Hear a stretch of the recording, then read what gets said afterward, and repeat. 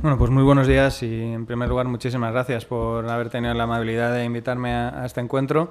Es la primera vez que estoy aquí en el Centro Internacional de Prensa, no había estado nunca y yo creo que es una buena oportunidad para dar nuestro punto de vista sobre la situación económica en la vertiente internacional y por supuesto, poder escuchar las cuestiones y las preguntas que quieran formular después de la intervención, que no va a ser muy extensa y que trataré de responder pues con la mayor claridad posible, ¿no? Yo quiero aprovechar estos minutos pues para quizás explicar con un poquito más de tiempo de lo habitual qué le está pasando a la economía española desde el punto de vista del sector exterior. Está habiendo también en las últimas semanas pues algunos cambios importantes en la coyuntura internacional. El euro ha empezado a depreciarse. Llevamos muchos meses diciendo que el euro fuerte tenía un impacto sobre la economía europea y naturalmente sobre la economía española. No nos hemos quejado, pero simplemente hemos constatado el efecto que tenía el euro fuerte sobre la economía europea. La depreciación de casi un 5% de las últimas semanas yo creo que es una buena noticia para Europa y particularmente para España. Un euro más débil permite actuar sobre los precios, en fin, para aquellos que le tienen miedo a la inflación, que yo creo que no hay que confundir con un periodo de estabilidad de precios o de crecimiento muy bajo de los precios. Ahí hay un efecto del euro que puede ayudar a que aquellos que tienen algún temor por ahí pues se difumine, ¿no? Pero sobre todo desde el punto de vista del impacto real sobre el sector exterior nos va a ayudar. La economía europea es una economía muy abierta y la economía española se ha convertido en la segunda economía más abierta de la zona euro, solamente por detrás de Alemania. Y eso significa que tenemos un impacto mucho mayor del tipo de cambio del euro y de nuestro sector exterior sobre nuestra economía de lo que lo teníamos hace 2, 3, 4 o 5 años, desde luego a mucho mayor medida que antes de la crisis, pero tenemos una exposición al tipo de cambio del euro incluso mayor de la que pueden tener otras economías como Italia o Francia, porque el peso de su sector exterior en la economía es menor que el nuestro, ¿no?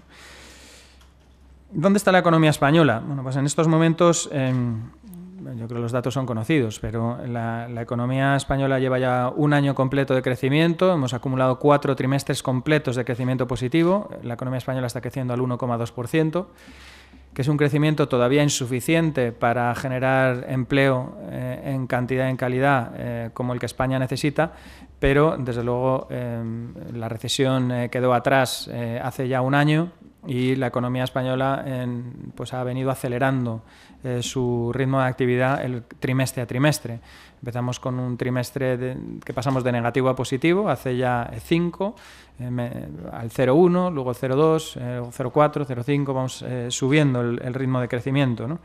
Y esto es positivo. Y es positivo sobre todo porque en el contexto de la economía europea en estos momentos, un crecimiento intertrimestral como el que está registrando la economía española, el 0,6 en el segundo trimestre, es una tasa de crecimiento que está en la banda alta de la zona euro. Estamos viendo cómo Francia está estancada, Italia ha vuelto a la recesión, el último trimestre en Alemania fue malo, más por razones estadísticas que por razones de fondo de la economía, pero España ha sido el segundo país en crecimiento en el último trimestre y por tanto pues muy por encima de la zona euro. Echamos la vista un poquito atrás.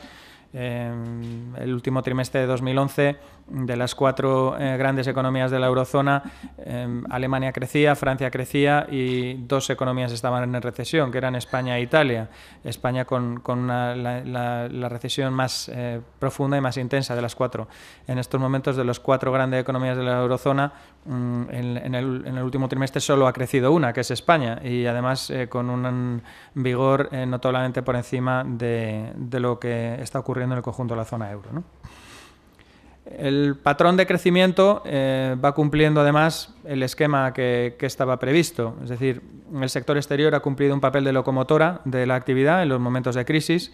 En los años 2012 y 2013 ha aportado muchísimo crecimiento, básicamente porque la demanda interna no solamente no aportaba crecimiento, sino que lo restaba. Todavía había un elemento claro de desconfianza y de no creer en la recuperación. Después de 6 años largos de crisis, la crisis ya empezó a notarse en 2007 y ya se plasmó con datos claros en 2008. En 2013 fue cuando las familias españolas y las empresas españolas empezaron a percibir que la recuperación podía llegar. Y en estos momentos es cuando, un año después, las expectativas y la creación de empleo, junto con la recuperación de la apertura del crédito, es cuando se está trasladando a demanda interna. Es decir, las familias, en la medida de sus posibilidades, han empezado a gastar más, las empresas han empezado a invertir, y esta es siempre la antesala del ciclo expansivo de la actividad económica. Siempre teniendo en cuenta el contexto europeo, que para España es muy importante. España ya es una economía completamente integrada a la economía europea. Europa sigue siendo el 63% de nuestro mercado de exportación.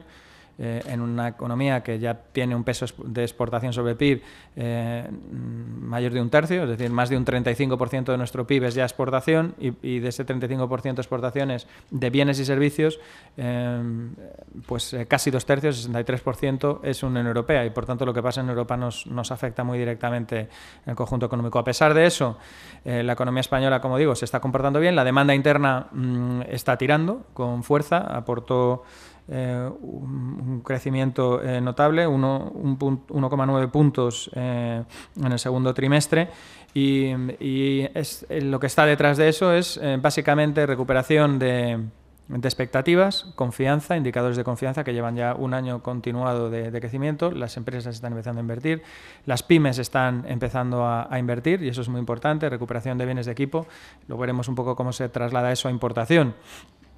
Cambio de ordenadores, cambios de equipamientos informáticos, renovaciones de oficinas, compra de furgonetas, compra de elementos de transporte. Hay muchos indicadores que empiezan a poner de manifiesto que las empresas empiezan a creer en la recuperación, justamente tomando decisiones de compra de bienes de equipos, porque confían en que la demanda que ya perciben se va a mantener en el medio plazo, ¿no? Al mismo tiempo, estamos viendo algo interesante, que es que las familias gastan, pero de una forma muy equilibrada, porque al mismo tiempo la deuda sigue bajando, la deuda de las familias está reduciéndose, las familias están pagando sus hipotecas, están pagando sus créditos y animándose un poquito más en el gasto, que es lo que nos está permitiendo tirar de demanda interna. Y lo que ocurre desde el punto de vista del sector exterior, los datos de los últimos meses pueden inducir a pensar que se ha producido, digamos, una quiebra en la evolución del sector exterior, y cuando miras los datos, pues los datos te dicen que esto no es así. ¿Por qué? Es decir, primero porque las exportaciones siguen creciendo. España no es un país en el que caigan las exportaciones, como ocurre en otros países de la Unión Europea. En España las exportaciones han seguido creciendo en el primer semestre. Y eso es importante. ¿Qué ocurre? Que se ha producido un crecimiento mayor de las importaciones, mucho mayor de las importaciones, y eso es lo que se traduce en que el saldo de la balanza comercial se haya deteriorado, comercial, que son bienes. Cuando prestemos atención a los servicios nos damos cuenta que ocurre lo contrario. Las exportaciones de servicios están creciendo a un ritmo muy considerable, y eso es bueno porque nos compensa la balanza comercial y nos permite, si sigue así el año, garantizar que España volverá a tener superávit de balanza de pagos este año. Pero las exportaciones siguen creciendo, ¿no? Y además en el segundo trimestre del año se ha producido una recuperación. El primer trimestre del año fue más débil desde el punto de vista de crecimiento de exportación, pero el segundo trimestre vemos una recuperación de la exportación, en concreto del 4,2%. Es decir, que el patrón, hubo una cierta debilidad en el último trimestre del año, que se mantuvo en el primer trimestre, pero la exportación ha recuperado en el segundo trimestre del 2014. Y por tanto eso es bueno. La tasa de cobertura que es el porcentaje de importaciones que podemos pagar con nuestras exportaciones, sigue siendo históricamente muy elevado. España en media ha tenido tasas de cobertura del 70%, 70-75% a lo largo de los últimos 30 años. Estamos en el 91% en estos momentos, que por tanto es una tasa de cobertura sustancialmente alta, ¿no? El dato podemos continuar con datos del sector exterior desde el punto de vista sectorial, qué sectores se están comportando mejor y peor, pero a mí me importa mucho subrayar algo muy importante, y es que este cambio del sector exterior español es lo que está transformando nuestro modelo económico y lo que desde fuera los inversores perciben con más claridad. Los que nos pasamos más de la mitad del año fuera de España y muy en contacto pues con inversores internacionales y con fondos que vienen a ver también, ¿no? Subrayan no solamente la recuperación de los equilibrios de la economía española, es decir, que España ha sido capaz de reducir un déficit público del 10% del PIB hace 3 años pues al 5% y llegar por debajo del 3% en el 2016, ¿no? y los objetivos de déficit que se cumplan, poner en orden las cuentas de las comunidades autónomas, haber hecho reformas estructurales pues que otros países en Europa no son capaces de hacer. Todo eso se valora muy positivamente, pero hay un elemento estructural, que es que la economía española ha cambiado su patrón de crecimiento y ha conseguido sustituir el ladrillo, la construcción, que era el núcleo del crecimiento y un peso muy importante en el PIB antes de la crisis. España, en el periodo 2004-2007, producía más viviendas que Alemania, Italia y Francia juntas. Y por tanto todo ese crecimiento de esa etapa era un crecimiento que tenía un límite y evidentemente cuando cayó la construcción pues eso trajo muchas consecuencias, pero lo que puso en manifiesto es que el patrón de crecimiento de la economía española no era el adecuado, y lo que estamos consiguiendo entre todos, y esto es una labor de todos y principalmente de los empresarios, es transformar nuestra economía en una economía mucho más abierta y una economía en la que el peso del ladrillo lo ha sustituido el sector exportador. Es decir, España antes de la crisis exportaba apenas el 26% de su PIB, estamos en el 35%, hemos ganado casi 10 puntos de peso en nuestra economía de sector exterior, exportación de bienes y servicios, y el ladrillo, que pesaba casi un 14%, cayó al 7%, y esos 7 puntos que hemos perdido de PIB los hemos recuperado con 3 puntos más desde el punto de vista del sector exterior. Y eso es lo que desde el punto de vista de la inversión y los mercados internacionales se valora, que es que España está siendo un país con éxito a la hora de transformar su modelo productivo, y es lo que eso es lo que garantiza a futuro poder mantener el crecimiento. Alemania es un país que no se ha enterado de esta crisis que hemos vivido los demás, pero es que Alemania es un país pues que tiene un modelo que nosotros aspiramos a replicar en el largo plazo, un modelo con mucho mayor peso industrial y una industria volcada hacia la exportación y al aprovechamiento de los grandes mercados internacionales, ¿no? Y bueno, pues España va, digamos, en ese camino. No tenemos el 51% de peso de la exportación, pero Alemania ha construido ese modelo durante muchos años. No es una cosa que pase desde antes de ayer. España ha conseguido pasar del 26% al 35%, y nuestro objetivo nacional debe ser seguir perseverando en ese camino para aspirar, ¿por qué no?, al 40% de peso de exportaciones sobre PIB en unos años y en el medio plazo ir hacia un peso mayor, ¿no? Además, hay sectores que están perfectamente en condiciones de seguir con este cambio en nuestro modelo productivo. Hay quien piensa que España sigue exportando naranjas y limones. Y, en fin, un análisis un poquito detallado de nuestro sector exportador lo que nos revela es que España, sobre todo, es un gran exportador de bienes de equipo y de productos industriales. Ese es el gran núcleo de nuestra exportación, ¿no? Estamos hablando de aeronaves, estamos hablando de trenes, estamos hablando de automóvil, estamos hablando de productos químicos, maquinaria para la industria, componentes de automoción, y eso es básicamente el peso más importante de de nuestra exportación. Ahí están también el sector agroalimentario, que tiene un peso importante, no hay que desdeñarlo en absoluto, porque además es un sector que no es solamente producto fresco, es un producto con mucho valor añadido y con calidad. Estamos hablando de aceite de oliva, que es ahora mismo en la que España se ha convertido en líder mundial, adelantando a Italia. Estamos hablando de vinos también de alta calidad. España se ha convertido en uno de los 3 grandes productores y exportadores del mundo, y por tanto en un cambio sustancial en nuestros sectores, ¿no? Desde el punto de vista también geográfico es interesante ver cómo España ha sido capaz de diversificar su exportación. España tenía volcada todo su esfuerzo exportado a la Unión Europea. España exportaba el 25% de su PIB, y de ese 25% PIB se concentraba en un 75% en la Unión Europea. ¿Qué pasa? Que cuando la Unión Europea ralentiza su crecimiento, el impacto sobre la economía española era mayor, y España no estaba siendo capaz de aprovechar antes de la crisis lo que otros países sí estaban aprovechando, que es el enorme crecimiento de las economías emergentes. Es decir, España estaba dejando escapar todo ese gran crecimiento proveniente de Oriente Medio, proveniente de América Latina, proveniente de los Estados Unidos, proveniente de Asia. En los últimos 4 o 5 años hemos visto un cambio muy sustancial, y ese peso del 75 se ha reducido al 63. Sigue siendo mucho, pero ya tenemos 37 puntos de nuestra exportación que viene de fuera de la Unión Europea. Estamos hablando de crecimientos muy importantes en los últimos años de nuestra exportación a África, a Oriente Medio, a Rusia, Asia Central, Asia, Estados Unidos, que es un mercado enormemente importante y con un crecimiento. Lo que va de año, la exportación a Estados Unidos ha crecido un 15%, que es un dato muy, muy importante. Y por tanto estamos viendo capacidad de nuestros empresarios de buscar esos nuevos mercados, que es donde está el crecimiento. Los estudios de la OMC nos dicen que Europa solo va a aportar el 10% del crecimiento del PIB mundial en los próximos 10 años. Es decir, el 90% del crecimiento del pastel, del PIB mundial, va a estar fuera de la Unión Europea, y por tanto nuestras empresas tienen que ser conscientes de que tienen que seguir aprovechando esas oportunidades, yendo a mercados emergentes que van a seguir creciendo. Ahora se habla, pues la ralentización del crecimiento de América Latina, bien.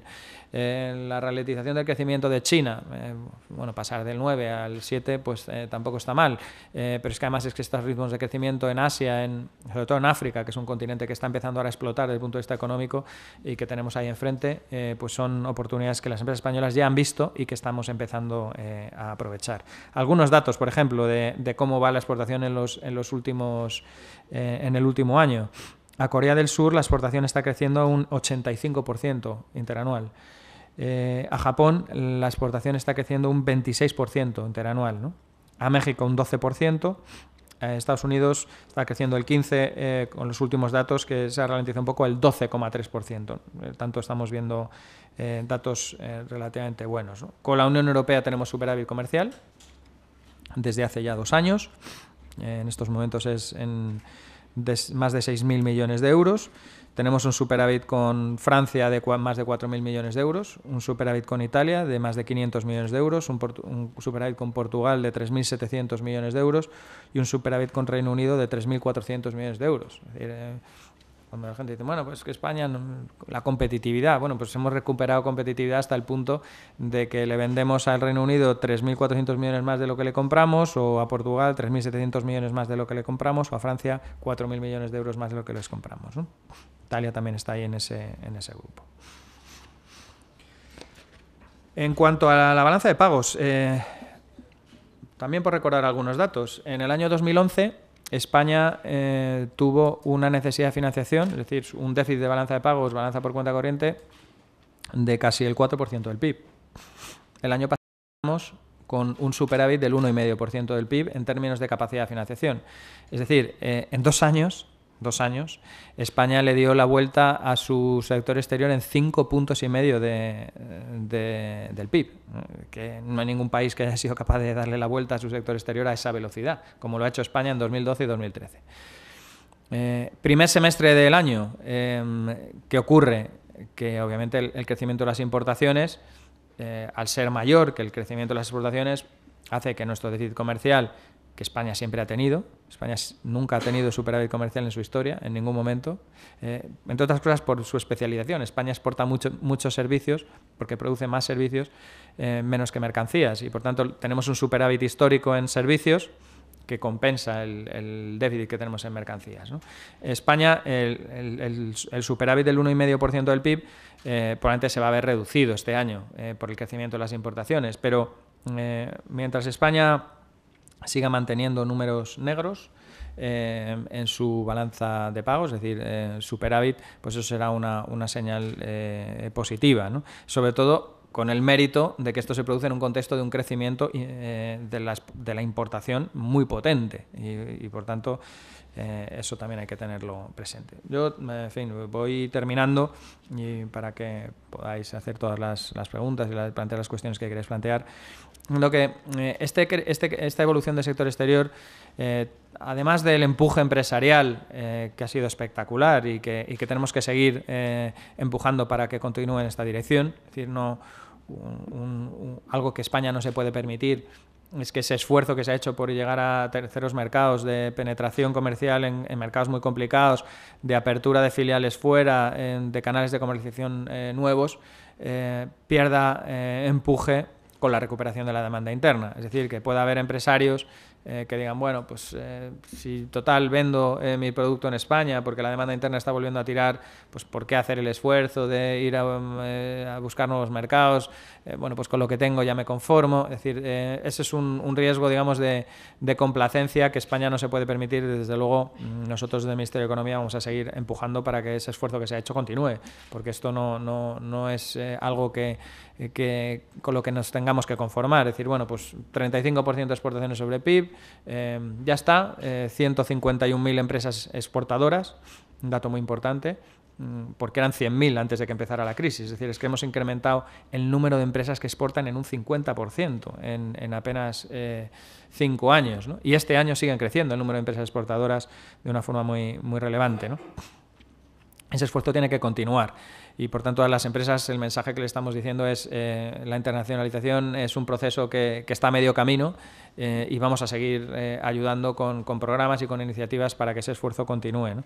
Pero la otra vertiente es la competitividad que ha ganado la economía española. Es decir, uno se puede hartar de ayudar a las empresas, de decir que tiene que ir fuera, que tienen que buscar nuevos mercados. Si la economía española no tuviera competitividad, todo ese esfuerzo es imposible.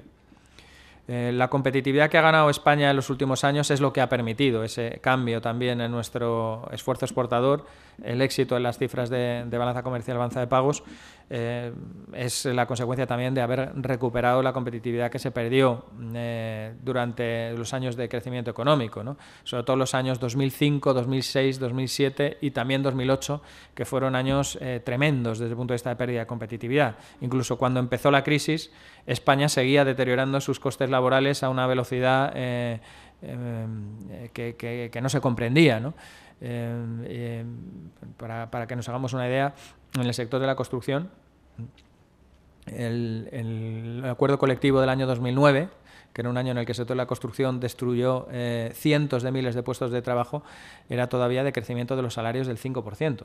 Eso fue lo que se acordó desde el punto de vista de la negociación salarial, y eso además, pues obviamente tiene efectos sobre el conjunto de la economía, porque cuando se negocian incrementos salariales del 5% en un sector, pues obviamente los demás sectores también se contagian de ese crecimiento de los salarios. Con una economía que ve crecer sus costes a esa velocidad, cuando en el resto de Europa ya estaban cayendo los costes, pues obviamente se ahonda todavía más la pérdida de competitividad que hemos conseguido, insisto, recuperar en buena medida en los últimos años. Ahí están los datos de costes laborales unitarios. Una lectura muy interesante es que el crecimiento de la ganancia de competitividad de la economía española se ha producido sobre todo gracias al crecimiento de la productividad. Es decir, hay dos elementos que juegan en la competitividad. Uno son el coste salarial y otro es los salarios, y el otro es productividad. Pues el crecimiento de la productividad ha sido el factor fundamental que ha explicado el crecimiento de la ganancia de competitividad, lo cual es muy positivo, lo cual es muy positivo. Obviamente también se han producido una moderación salarial muy importante. En junio del 2012 los agentes sociales acordaron limitar el crecimiento de los salarios al 0,5%. Eso también ha sido algo que ha ayudado a mejorar la competitividad de la economía española. Y entre todos pues hemos conseguido pues que efectivamente la economía española pueda competir que era algo que antes no podía hacer. La competitividad además sigue mejorando. Con los datos del primer trimestre España ha ganado competitividad frente a la UE 28 también en lo que va en el primer trimestre de 2014, y eso también es un dato positivo. La competitividad además no se mide solamente en precios, se mide en muchos otros factores, entre otras cosas porque España vende sobre todo bienes de componente tecnológico medio alto, y ahí hay un factor que es distinto del precio, que es calidad, que es diseño, que es confiabilidad en el producto, que es tanto más importante que el precio. Hay un estudio del BBVA y otro del Banco de España del 2012-2013 que explican que efectivamente España no solamente ha mejorado competitividad en precios, sino sobre todo en factores distintos del precio, que es algo fundamental. Lo vemos de una forma muy evidente en el sector agroalimentario. No hay más que ver por ejemplo, en el sector del aceite de oliva, pues o en el sector del vino, cómo se producía y cómo se comercializaba hace unos años, y cómo se produce y cómo se comercializa ahora. Ahora pues el aceite español no tiene nada que envidiar, incluso supera al italiano en algunos aspectos en cuanto a presentación y calidad. Hace unos años pues el aceite italiano pues es un aceite que tenía no solamente calidad, sino que además tenía mucho mejor presentación, diseño, botellas, etcétera, ¿no? En ese factor también España ha mejorado muchísimo en los últimos años, ¿no? Nosotros, termino ya, somos optimistas respecto a la economía española porque creemos que hay fundamento para eso. Es decir, el crecimiento se está sustentando en un modelo sano, con las cuentas públicas que se están equilibrando, con las reformas estructurales, las hechas y las que todavía tienen que llegar, una competitividad recuperada, un modelo de crecimiento mucho más basado en el sector exterior y no en algo como es la construcción, que tiene un recorrido limitado. Y por tanto creemos que la economía española está en condiciones de seguir dando buenas noticias y de seguir aportando crecimiento y creación de empleo, ¿no? Y en fin, yo creo que eso es una buena noticia para todos. Yo termino aquí, tengo muchas más notas, muchos más datos, pero en fin, creo que es mejor aprovechar el tiempo con las cuestiones que queráis plantear. Muchísimas gracias, secretario de Estado. En efecto, pues es el momento de las preguntas y el debate. Los corresponsales tenéis la palabra. Hay en el auditorio periodistas que representan a algún medio nacional también, así como de otras entidades. Yo rogaría que, en primer lugar, para honrar el título del evento, los corresponsales plantearan las preguntas y que, por favor, Esther tiene un micrófono para que todos lo digamos con claridad.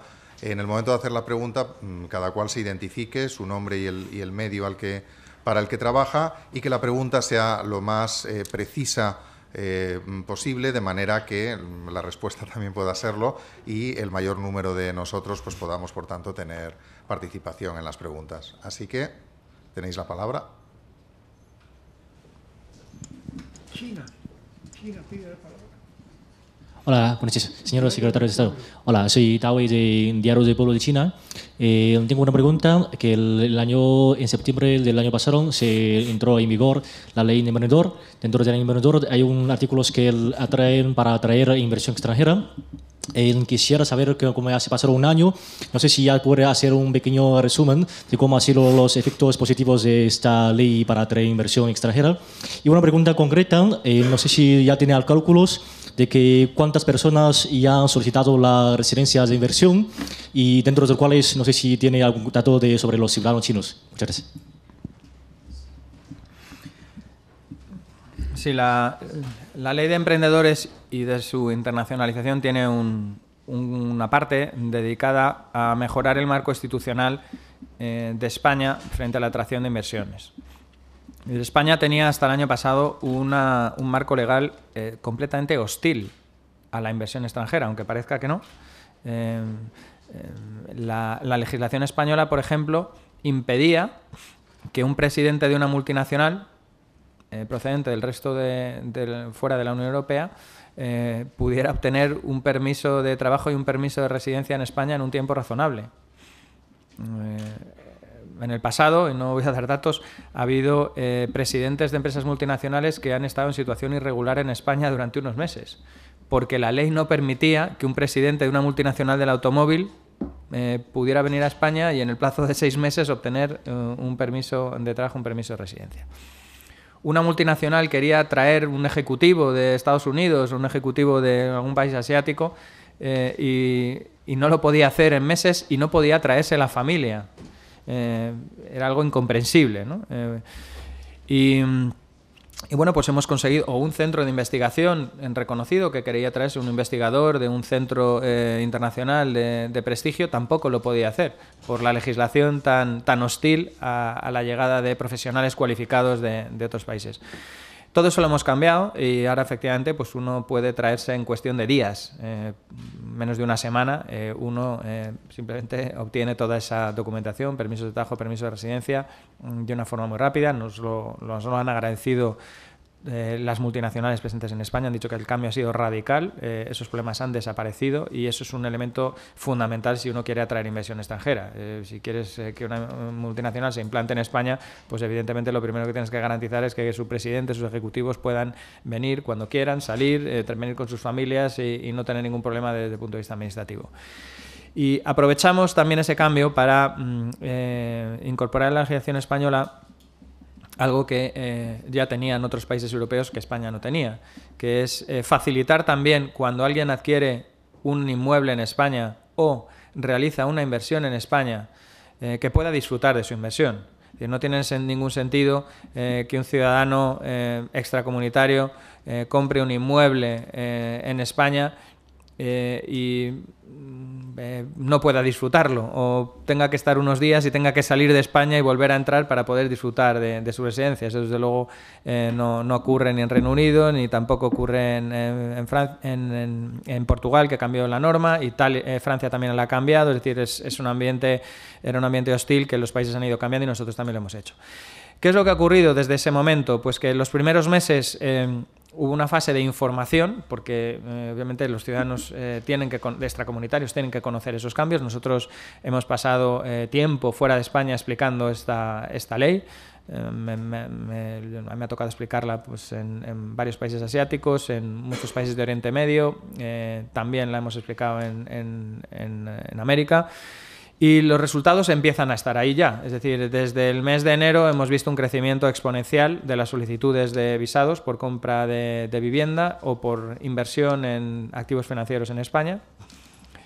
No me han preparado los datos, te estoy hablando de memoria, pero hablando de memoria, me dicen que me los pasan por el iPad, pero en el mes de junio había más de 800 ciudadanos chinos que ya habían recibido ese visado por inversiones en España, y semana a semana están creciendo esas solicitudes. De hecho, tenemos el departamento de análisis de visados, porque es un visado por inversión que supervisa el Ministerio de Economía, prácticamente colapsado por la gran cantidad de solicitudes que están produciéndose en las últimas semanas de ciudadanos que compran inmuebles en España y que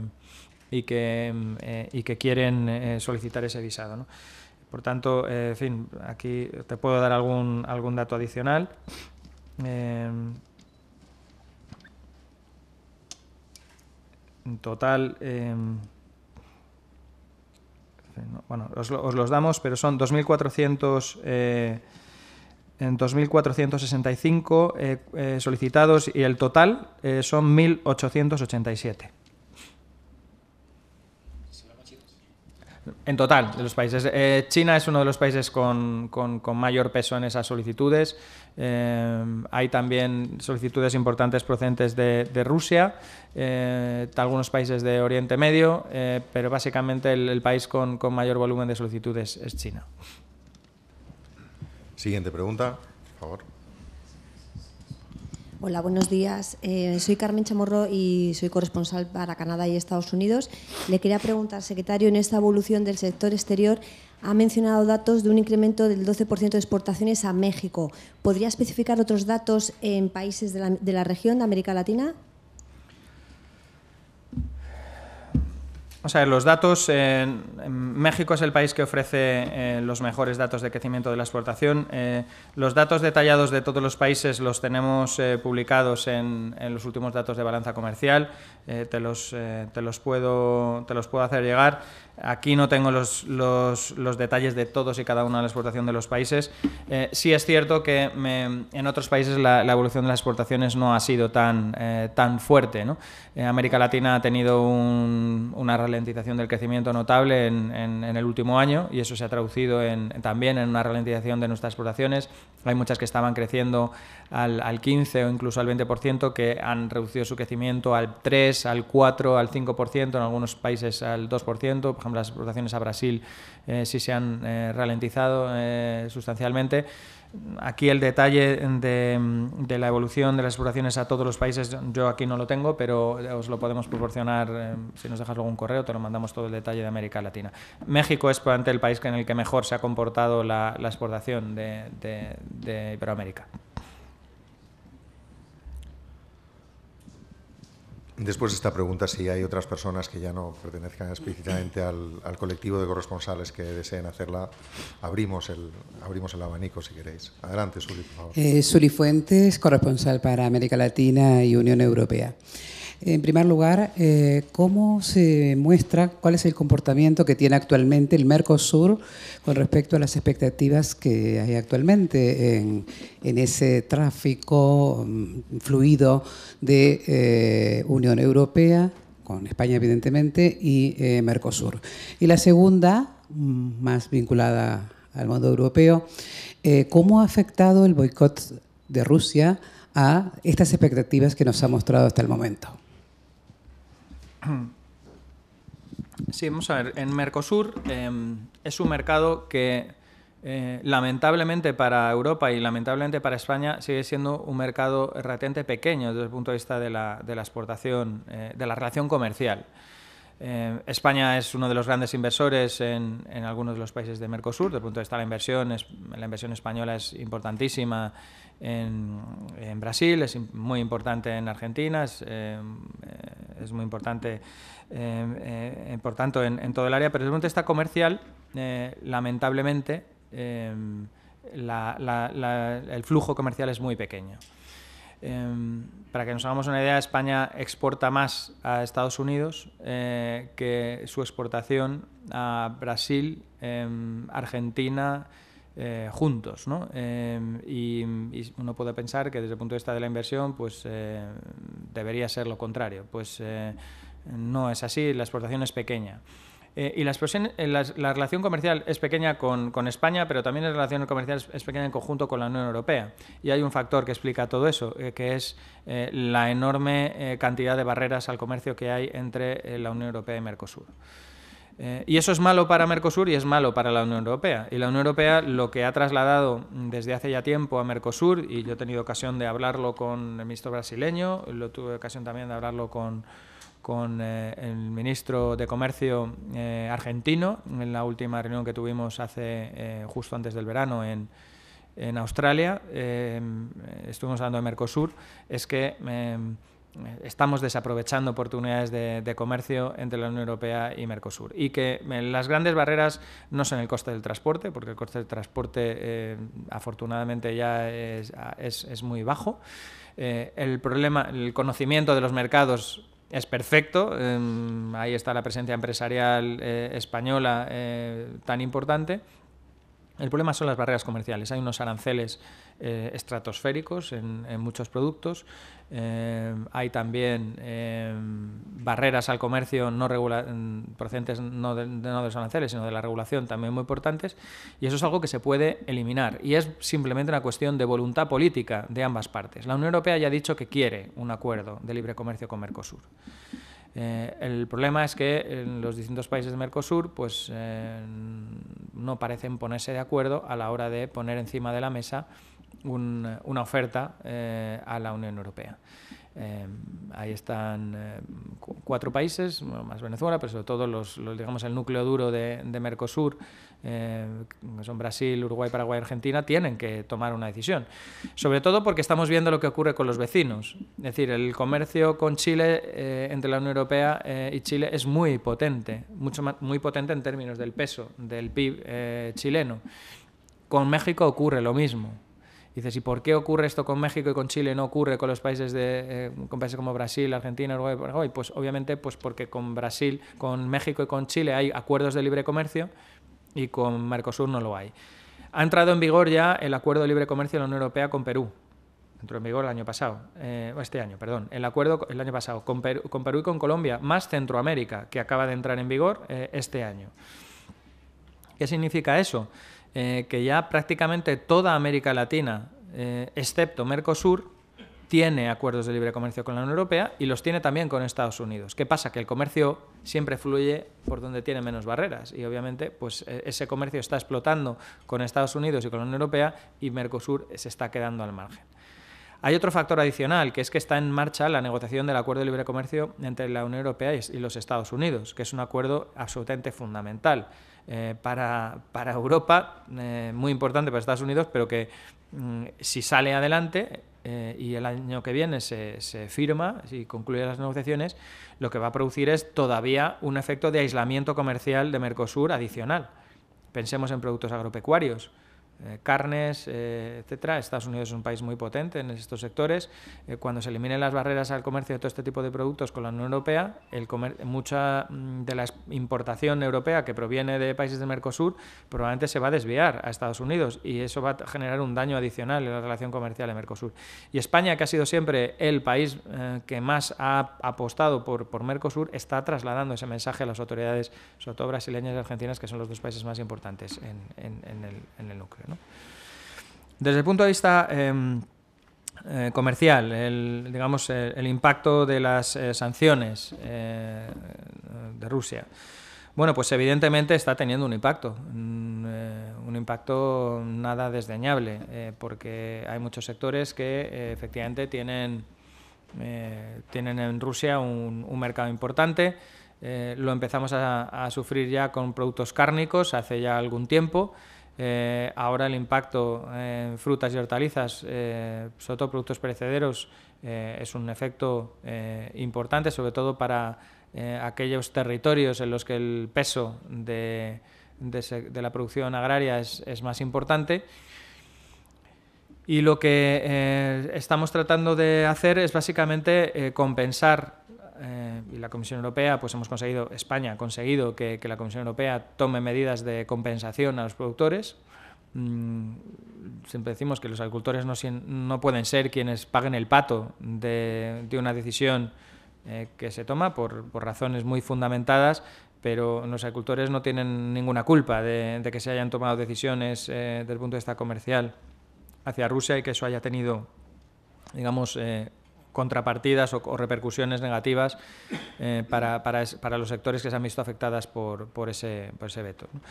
Entonces, las medidas de compensación ya han sido aprobadas y además lo que estamos haciendo es estamos trabajando agricultura y economía de la mano para buscar mercados alternativos al ruso, porque no podemos simplemente decir, bueno, pues toma un dinero como compensación para la no recogida de tal producción. Tenemos que buscar salida a esa producción. La solución no puede ser que se deje de producir. La solución, digamos, de medio y largo plazo tiene que ser que se siga produciendo y que esa producción se siga colocando en otros mercados, ¿no? Y en esa tarea estamos ahora trabajando con el Ministerio de Agricultura. Si hay alguna pregunta más.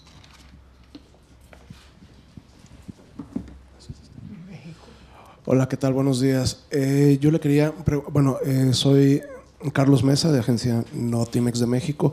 Le quería preguntar si de la Alianza del Pacífico, ¿tienen ustedes algún tipo de proyección de más allá de lo que es la labor diplomática con México, Colombia, Perú y Chile, algún tipo de proyección en el intercambio de cuánto puede elevar este vínculo comercial de España?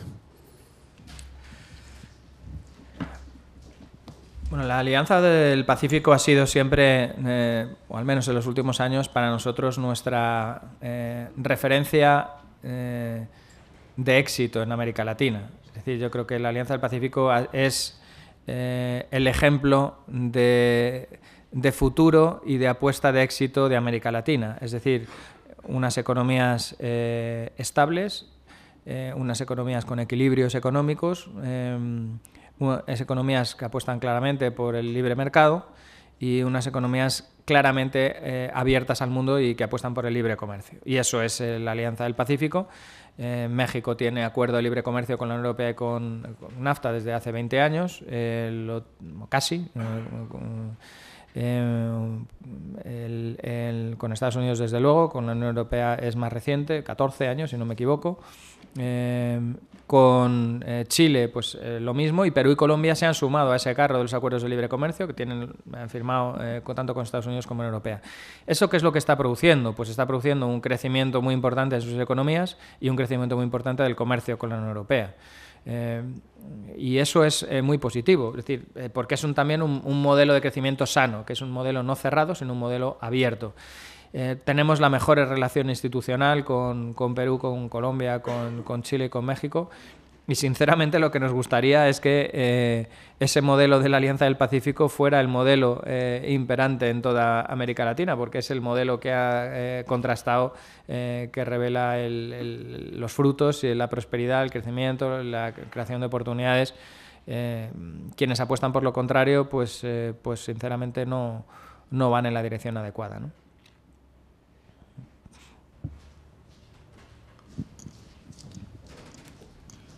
Creo que las dos personas no sé si alguien ha levantado, yo he visto las dos manos alzadas a la vez. Buenos días, mi nombre es Miriam Neubert, soy corresponsal de Germany Trade and Invest y quisiera volver al tema del comercio exterior. Es en realidad bastante positivo el desarrollo de las compañías, que la evolución de las cifras de compañías que toman parte en la exportación a 151.000, que es un buen desarrollo. Se puede, o hay una evaluación también con lo que concierne las compañías medianas o pequeñas que tienen que estar entre estas, porque eso sugiere la cifra, en el valor de la exportación. Si también ahí hubo un desarrollo, o se puede decir algo sobre si hay más impulso de las compañías de tamaño mediano. Sí, hay algunos datos de ICEX que os podemos pasar desagregados en función del tamaño de empresa, que revela que buena parte del crecimiento de la exportación en los últimos años proviene justamente de crecimiento de base exportadora, es decir, empresas que antes no exportaban y que ahora exportan, y buena parte de ese crecimiento es básicamente empresa mediana. Es el cambio fundamental es la empresa mediana que antes no exportaba y ahora exporta, que se ha internacionalizado. Eso es muy positivo, pero hay que ser honrados con uno mismo, ¿no? ¿Y qué es lo que ocurre? Que todavía las grandes empresas siguen aglutinando el 55% de nuestra exportación. Es decir, que todavía la exportación está concentrada en las muy grandes empresas, ¿no? ¿Qué significa eso? Pues que, por un lado, tenemos que seguir haciendo el esfuerzo de incorporar a empresas medianas, también pequeñas, medianas, pero la mediana es la que más músculo y más capacidad tiene, al esfuerzo exportador, es decir, de los 151.000 tenemos que seguir creciendo y ver en los próximos años 160, 170, 180, 190 y 200.000 empresas exportadoras, pero tenemos que hacer un esfuerzo porque la empresa gane tamaño. Es decir, exportar requiere tener una dimensión mínima para que ese esfuerzo sea perdurable y tenga éxito. Exportar requiere esfuerzo, exportar requiere una estructura y eso no es tan fácil de conciliar con un tamaño de empresa muy pequeño. Es verdad que hay ahora mismo pues el comercio electrónico abre oportunidades, uno puede realizar actividades de comercialización por vías distintas de las tradicionales, eso permite abrir canales con un esfuerzo menor, con una dimensión menor de empresa, pero eso tiene sus límites. Al final, para exportar en cantidades considerables, el tamaño es una restricción y uno de los esfuerzos que necesitamos justamente es que la empresa que exporta gane tamaño y a procesos también de concentración empresarial. Existe demasiado minifundismo empresarial en el sector exportador. Esto lo vemos, por ejemplo, en el sector agroalimentario. España tiene literalmente miles de bodegas, tenemos miles de cooperativas. ¿Están exportando? Sí, pero cuando vemos lo que ocurre en otros países que han tenido mucho éxito en el desarrollo de exportador, por ejemplo, en su sector agroalimentario, es que se ha producido una concentración importante que permite economías de escala, compartir redes de transporte, logística, redes de comercialización, y ahí tenemos que hacer un esfuerzo considerable porque esa excesiva difuminación de la población exportadora es una limitación para que podamos conseguir resultados todavía mejores, ¿no? Adelante. Buenos días, soy Jean Bracken de Líder Editorial. Como irlandés residente en España, sigo con mucho interés todo el tema de marca España, con lo cual me alegro oír o escuchar la buena evolución que está teniendo. Y como has hablado en concreto de la buena evolución de exportación de servicios, te quería preguntar si tenéis datos concretos para la exportación de formación. Me refiero a plazas en escuelas de negocio, la venta de cursos en las escuelas de negocio de España, sobre todo en Latinoamérica, y también formación online, si tenéis datos para ello. Sí, datos hay. Yo aquí te confieso que no los tengo, pero te los pasaremos, ¿no? Los datos de crecimiento en el número de estudiantes y profesionales en escuelas de negocio no ha dejado de crecer. Además, no son solamente las 3 escuelas de negocio más conocidas, IES, Instituto Empresa y ESADE. Ha habido un crecimiento también de otro segmento de escuelas de negocio, quizás no tan elitista o no tan reconocidas internacionalmente, pero que tienen un gran nivel profesional, que están atrayendo un enorme número de estudiantes y profesionales, América Latina sobre todo, pero que empiezan a venir también de Norte de África, Oriente Medio.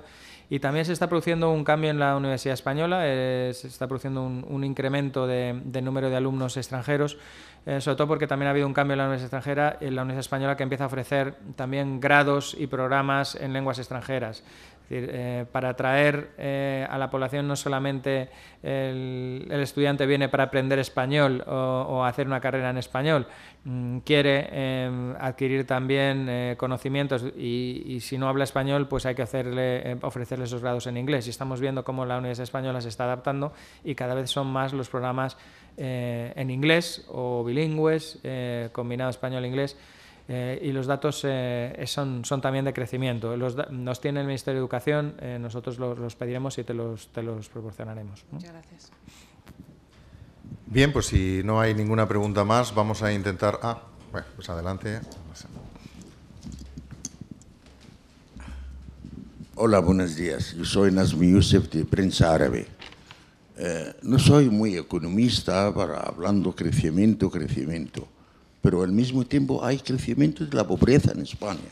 ¿Cómo vamos a decir este crecimiento económicamente con la sociedad española? Yo creo en el verano, cuando sale la más importante noticias pequeña y dicen hay familias que piden la escuela abierta para dar un vaso de leche a sus niños. Por favor, ¿qué hay el crecimiento con la sociedad española? ¿A dónde va? Nada más.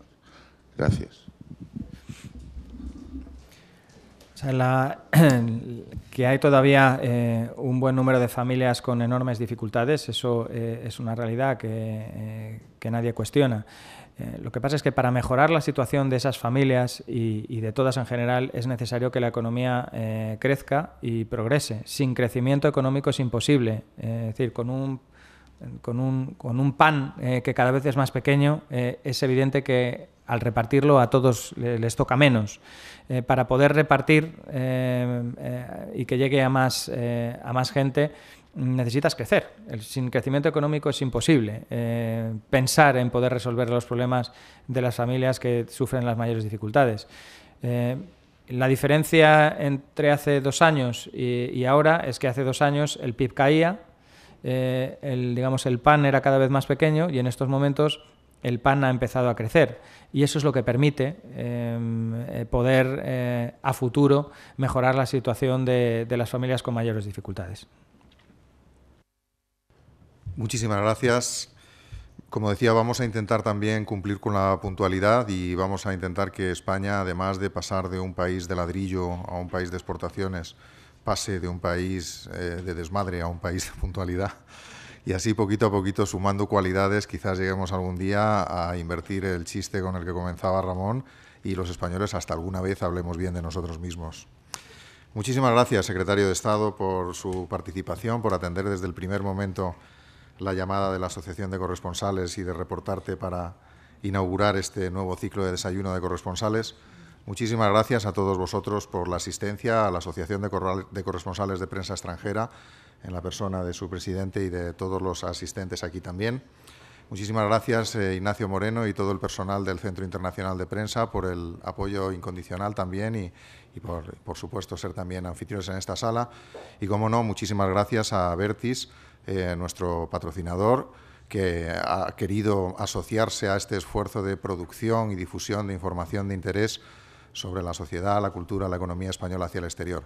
Hasta el próximo desayuno de corresponsales. Muchas gracias. Ahora viene la parte propiamente ilustrada en nuestro diseño. Ahora viene la parte del café. Así que, si os podéis quedar un ratillo, tomamos un café y un sándwich. Muchas gracias a todos.